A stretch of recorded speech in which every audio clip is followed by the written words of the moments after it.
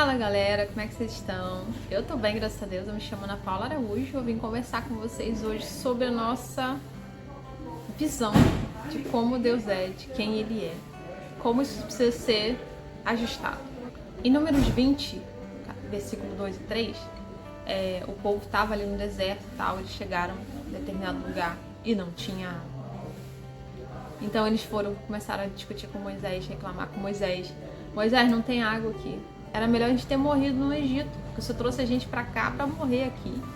Não sei o que lá. Aquela conversa, né, que durou o deserto todo, aquela reclamação, né, aquela saudade da escravidão que às vezes a gente, né, expressa, né, que é uma coisa que não tem lógica natural, mas é fruto da nossa falta de contentamento com a nossa vida, de contentamento em Deus que a gente às vezes não tem.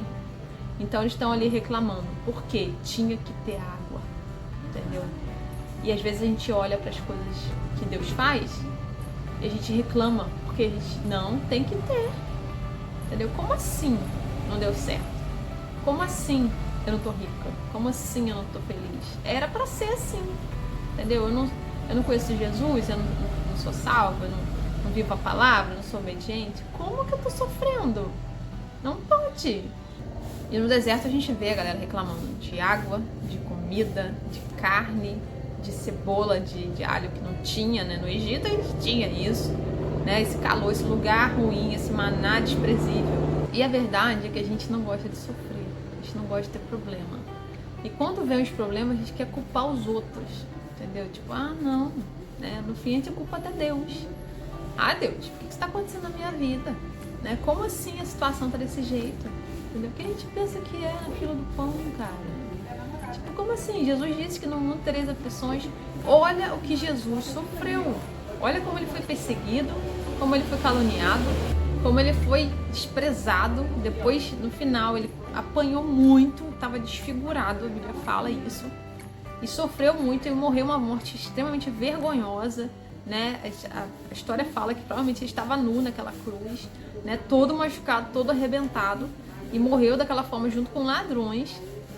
E a gente não pode ter um problema. A gente não pode passar uma situação difícil. A gente não pode ter uma doença. Como assim? Isso de Deus. Como que eu tô com problema? Da onde que a gente tirou isso? Né? Quantos cristãos são perseguidos, perdem tudo, perdem a própria vida em vários lugares do mundo. Hoje em dia, isso não é coisa de antigamente. Hoje em dia, nesse momento, tá morrendo gente ao redor do mundo por amor a Jesus. E a gente não pode ter um problema. Como assim? Tem alguma coisa errada. Não é com Deus.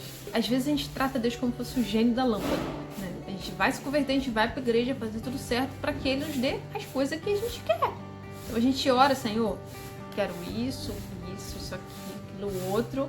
Quero uma vida feliz, eu quero um casamento feliz, eu quero ter um trabalho, eu quero ser rico, eu quero ter conforto, eu não quero ter problema nenhum e nem ter doença, tá? Beleza? Obrigada, tchau. Acabou. Imagina se você tivesse um amigo desse que chegasse pra sua casa. Oi, tudo bem? Tudo? Como é que você tá? Tudo bem. Então, menina, eu tô precisando disso. Você poderia me dar? Tô com tanto problema. Eu não aguento mais. Eu não tô bem de saúde, tá? Não sei o que. Você poderia me dar? Poderia pegar minhas contas? Poderia me ajudar? Poderia curar, mudar a vida do meu marido? Poderia mudar a vida dos meus filhos? Eles estão muito rebeldes, estão me obedecendo, não. Você pode resolver isso? Mas eu acho que você pode, hein? Tchau. Com Deus. Você gostaria de estar com essa pessoa? Mas Deus é tão bom que Ele se compadece de nós, nos deixa passar por situações difíceis para que a gente entenda, primeiro, que Ele não é um gênio, segundo, que Ele não foi criado para satisfazer as nossas necessidades, né? E que a gente é miserável e muita coisa que acontece conosco é fruto dos nossos próprios erros. A gente não tem nem que culpar os outros, muito menos ele. Eu fiquei pensando, né? Qual é o desejo da maioria dos brasileiros, né? A gente vê isso com muita frequência, às vezes nas brincadeiras, né? O que você mais queria? Ganhar na Mega Sena.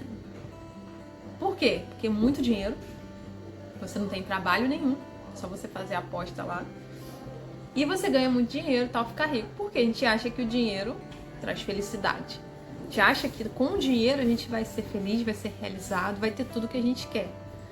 Então a gente tem esse sonho, né, de ganhar na Mega Sena para poder ser feliz. E cara, faz sentido isso? Os estudos falam que a maioria das pessoas que ganham esses prêmios de loteria e tal, que existem em vários países, não só no Brasil, a maioria deles perde tudo em poucos anos. Tipo assim, milhões e milhões de dólares, reais, né? Cada um na sua moeda. São perdidos, são desperdiçados. E a pessoa volta para a condição igual ou pior ao que ela vivia. Então, tipo assim, esse dinheiro serviu para mudar a vida dessa pessoa? Ela passou a ser feliz? Tipo, não funciona. Só que a gente quer facilidade, a gente não quer ter trabalho. A gente quer que alguém venha magicamente e resolva nossos problemas. Mas o problema é que Deus não é esse gênio da lâmpada. E nem é um pai ou uma mãe que faz tudo o que você quer para te deixar feliz e confortável o tempo todo. Deus não é assim, né? As pessoas podem te tratar dessa forma, mas isso não é o melhor para você. Os pais muitas vezes tratam os filhos assim, mas não é o melhor para eles, porque eles não estão percebendo. Eles estão fazendo tudo o que eles acreditam que seja o melhor, mas que muitas vezes vai estar prejudicando. Mas o Senhor não vê assim. Ele não é um pai negligente, ele é um pai perfeito. Ele vai fazer tudo o que a gente precisa. A Bíblia fala que todas as coisas cooperam para o nosso bem. Não é para o nosso conforto, não é para a nossa felicidade, sorriso constante, não é para a nossa saúde perfeita, é para o nosso bem. O que pode cooperar para o nosso bem? Um problema, uma crise, uma doença, um divórcio. Muitas vezes vai cooperar para o nosso bem. Por quê? Vai fazer a gente perceber que a gente não é o centro do universo. Que Deus é tudo que a gente precisa e tudo que a gente tem. Porque às vezes a gente está se escorando em coisas, achando que aquelas coisas são mais importantes do que Ele. Então muitas vezes Ele vai tirar toda a nossa estrutura para a gente entender.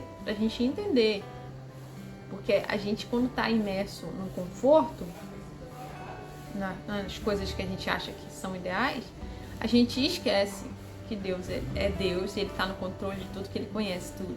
Então a gente vai buscar nessas coisas a satisfação da nossa alma e não nele. Só que essas coisas vão passar. Porque tudo nessa terra passa.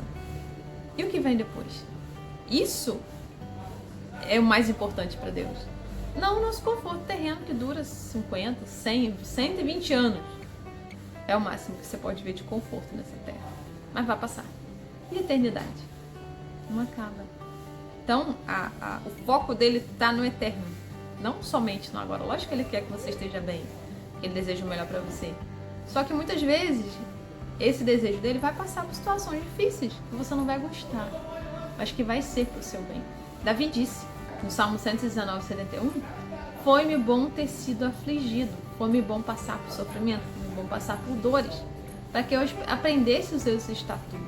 Então, às vezes, a gente precisa, né, e o ser humano ele precisa mesmo, passar por questões difíceis e problemas, para que ele aprenda, para que ele perceba que Deus é a fonte de tudo, que Deus é o que ele precisa, não as outras coisas. Então, Deus vai permitir que essas coisas aconteçam para que você aprenda. E tem coisas que a gente não vai entender. Eu já sirvo o Senhor, já amo Ele, já está no primeiro lugar da minha vida, e tal, mas eu estou doente. Por quê? Não sei. Não sei. Se você perguntar, talvez ele te fale. Talvez não. Ele sabe. Entendeu? Tem coisa que a gente não vai ter explicação nessa terra. E não importa. A gente precisa confiar nele. Porque todas as coisas cooperam para o nosso bem. Ele nos ama perfeitamente. Então, se ele está permitindo isso, ele sabe.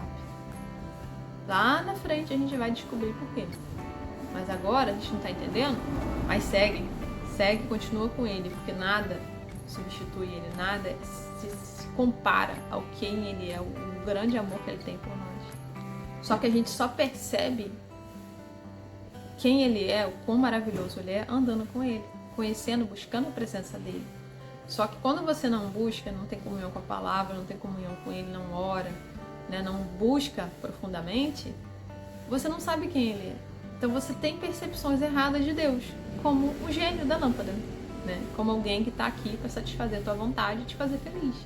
Mas Deus não é esse Deus, ele não é assim. Quem faz o que a gente quer deixar a gente confortável o tempo todo, é Satanás, entendeu? Porque a gente assim, a gente fica amortecido, anestesiado. Porque a gente gosta de conforto, né? A gente quer ter tudo tranquilo. Mas quantas pessoas não alcançam o objetivo da vida delas, né? Que é ter muito dinheiro, quer ter, né, uma estrutura ali sólida e tudo mais, e não estão felizes. Porque elas acharam que isso ia satisfazer mas no final não satisfez. Porque não é isso que satisfaz a alma do homem, não é isso que traz realização, não é isso que nutre a nossa alma. Só andar com Ele, só a presença dEle pode satisfazer. Enquanto a gente estiver buscando no lugar errado, a gente não vai encontrar. E como eu estava falando, né, quando a gente não tem comunhão com Ele, não ora, não lê a Bíblia, a gente não conhece, quando a gente tem a comunhão com Ele, quando a gente anda com Ele, se nutre da palavra de Deus, anda, né, deixa a nossa vida ser dirigida pelo Espírito, a gente conhece, entende o padrão do céu, entende a forma como Ele expressa o seu amor por nós, entende a forma como Ele nos ama, que é uma forma perfeita, só que é diferente do que a gente aprendeu nessa terra. Aqui a gente tem um conceito de amor que é muito deturpado, que na verdade não é amor. É uma forma de complacência, de permissividade, de fazer tudo o que você acha que o outro quer e assim você está fazendo ele feliz, mas não está. Muitas vezes você está prejudicando as pessoas dessa forma. Imagina uma criança. Quando você faz a vontade dela em todas as coisas, na verdade você não está preocupado com ela. Não é porque você a ama, é porque você está preocupado com você mesmo. A psicologia fala isso. E você quer que ela te ame, você quer que ela valorize você, então você atende todos os pedidos dela, porque você acha que assim ela vai te amar. Mas não é assim que funciona. E geralmente esse tipo de relação ele evolui para relacionamentos muito ruins no futuro, muito tóxicos, dependências emocionais, várias questões, porque tá disfuncional. Quem ama não faz tudo que o outro deseja, não só elogia, não só dá reforço positivo. Entendeu? Tem coisa que tá errada, você tem que corrigir, você tem que falar. Você tem que trazer o ensinamento, você tem que botar de castigo, você tem que ensinar da forma certa ali para que ela possa aprender. Mas quando você atende todo o pedido e só deixa ela fazer tudo o que quer, você está prejudicando, né? Muito mais uma criança, né? Que ela não tem noção, ela está na fase de aprendizado, ela precisa dos mecanismos ali de correção, de ensinamento, para que ela aprenda a conviver como um ser humano, né? Equilibrado nesse mundo aí que está todo bagunçado. Então imagina se ela te pede doce de manhã. É isso que ela precisa de manhã. Entendeu? Chiclete, doce o dia todo. Se você deixar uma criança escolher o cardápio dela, ela só vai querer comer doce e besteira, né? Será que isso vai fazer bem pra ela? Então é assim conosco também. A gente tá o tempo todo pedindo pra Deus besteira e doce. Só que Ele não vai dar. Porque Ele nos ama. Ele se importa conosco. Ele quer o melhor pra nós. Então Ele não vai deixar que coisas ruins entrem na nossa vida. A não ser que a gente insista desesperadamente. A gente deixe a vontade dele, abra mão da vontade dele. Então, esse é um último passo aí, né? Porque a Bíblia fala que ele vai entregar. A pior coisa que Deus pode fazer para o ser humano é entregar ele a própria vontade. Então, você faz o que você quer. Ele deixa você conduzir a sua vida. Porque ele já insistiu, ele já tentou te mostrar, já tentou te ensinar e você não quis. Então, um último passo ali, ele deixa você entregue, você toma suas decisões e rege sua vida e vai viver a miséria que isso é, né? Porque é ladeira abaixo, com certeza. É muito melhor ter o Senhor intervindo ali, nos ensinando, do que a gente mesmo tá tomando as decisões da nossa vida, porque a gente não sabe o que é melhor pra nós, né? Ele sabe. Então que a gente possa deixar ele conduzir, trabalhar e nos mostrar, né, o que é o amor verdadeiro, o que é a paternidade verdadeira, o que é o cuidado, a misericórdia, a compaixão verdadeira que flui dele, não desse mundo. Né? Que a gente possa deixá-lo conduzir as nossas vidas, nos ajudar a tomar as decisões necessárias, em nome de Jesus. Deus abençoe, galera. Até a próxima. Fiquem com Deus. Que o Senhor nos ajude, porque o nosso coração é muito enganoso.